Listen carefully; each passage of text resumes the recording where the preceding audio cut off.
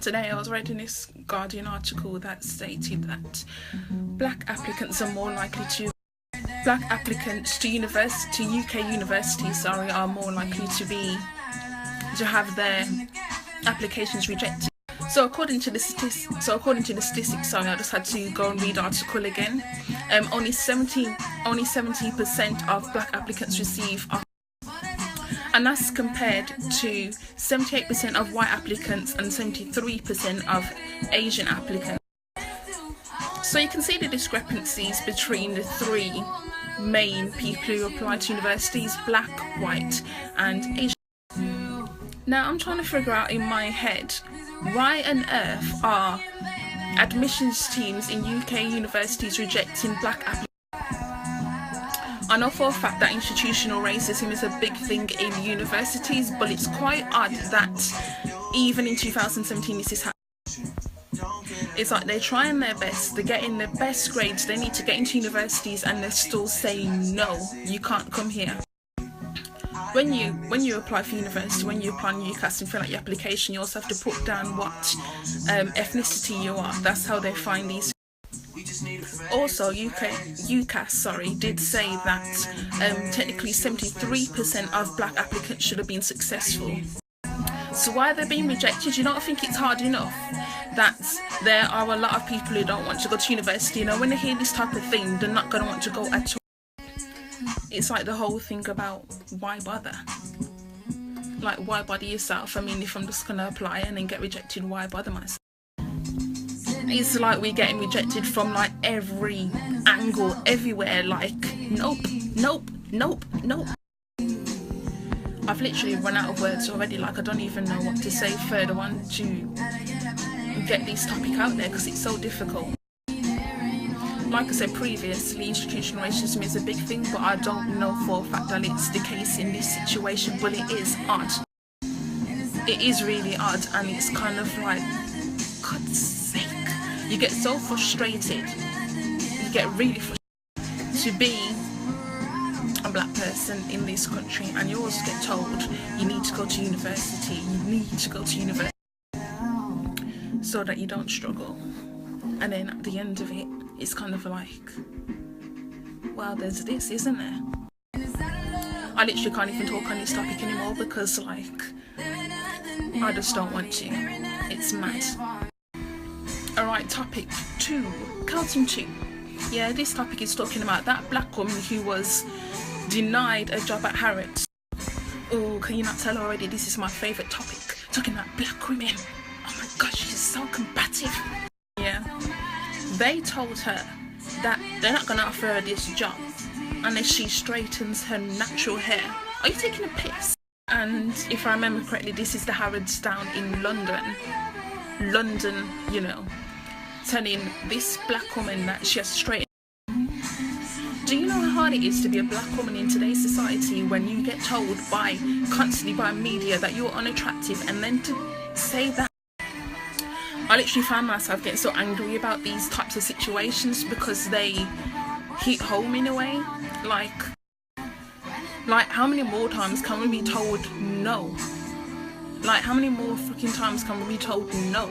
It is so ridiculous.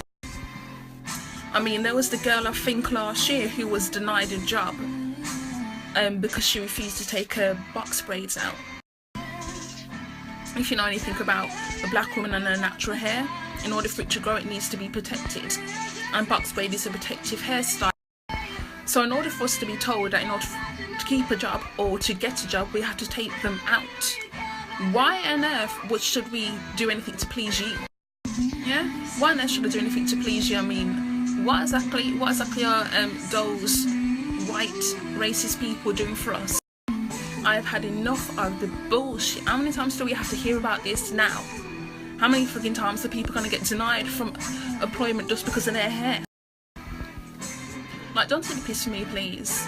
Like, whether she wants to rock her natural hair or whether she wants to wear a box braid, it does not affect her. I did not realise that when you're having your natural hair out in twists or a big afro, that it affects your job role. Your hair is so wild and it does not represent the company in the best way, you need to get rid of it. It's 2017 and we are still getting told that our hair is not good enough. Shouldn't we get the message by now? Shouldn't we get the message by now that they are not there for us in any form or fashion? So therefore, why are we trying to please them? Oh, and it's not just a UK thing. They also have this new frigging law in America that states that employers have the right to discriminate against those who wear their hair in dreadlocks. They can get fired or not even allowed to have the job in the first place. Like, can't you just leave us alone and let us breathe? Like, man, I was trying to choke a motherfucker.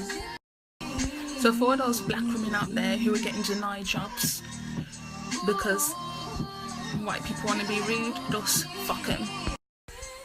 If you have the credentials to get a job at Harrods in London of all places, that means you're a brain-ass motherfucker. You can go wherever you want to go. Don't let nobody put you down. Don't ever let nobody put you down. They don't want you, go somewhere else where they will accept your natural hair. Don't straighten it. We have spent way too long doing whatever white people want us to do. It's time for us to do some things for ourselves, you know? So there you go. Okay, so we're finally here on the third issue I'm going to talk about. Yeah, I know you're bored of my voice, but you're going to hear me anyway. So the third issue I wanted to talk about today was black women and body image. Black women and body image. Listen, yeah, you know what I'm getting tired of?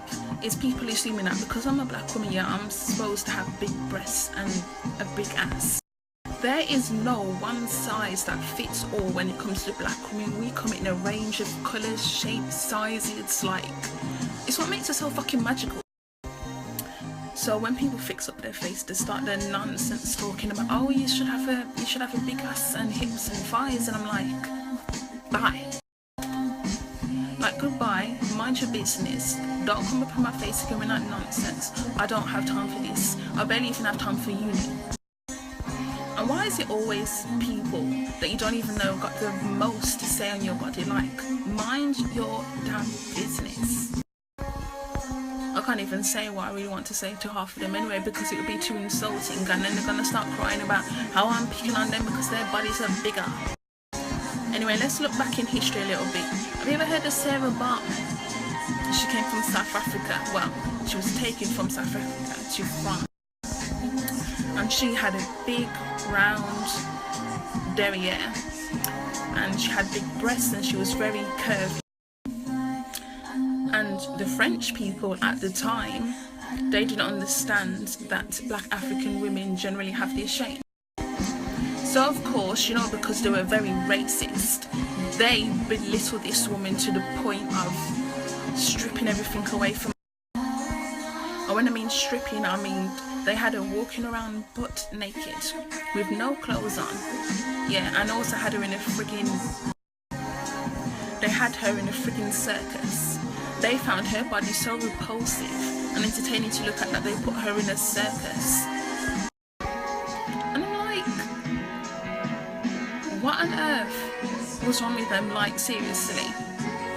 And if that wasn't bad enough, after she died, when she was only 25, by the way, she was only 25 years old when she died, they took her body and put it on display in a French museum. Her body in a museum. They didn't show her any dignity in life, and they most certainly did not show any dignity while she was dead.